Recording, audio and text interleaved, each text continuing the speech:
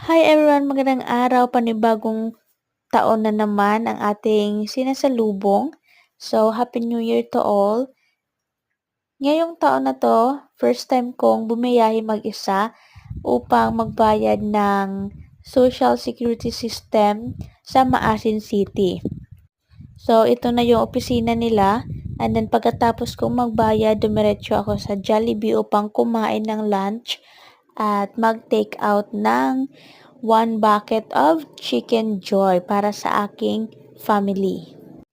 Pagkatapos kong kumain at mag-take out, pumunta ako sa national ID ko upang ayusin at pagandahin yung mukha. Joke.